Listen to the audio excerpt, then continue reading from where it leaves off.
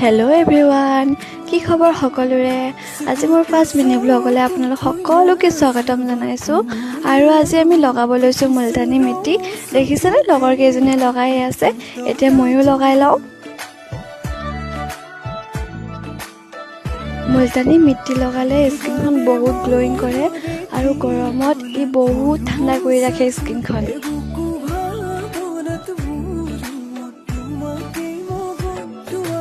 এতিয়া আমাৰ লগাই হৈ গ'ল।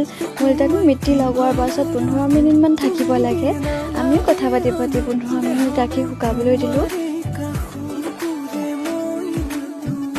এয়া 15 মিনিটৰ পাছত শুকাই গ'ল। এতিয়া ঠাণ্ডা পানীৰে লাহে লাহে ধুই দিব লাগে। আমিও ধুই লওঁ। ফাইনেলি স্কিনখন বহুত গ্ল'য়িং কৰিছে আৰু বহুত ভাল লাগিছে আৰু বহুত শ্বাইনিং কৰিছে। তেনেহ'লে আজিলৈ বাই বাই।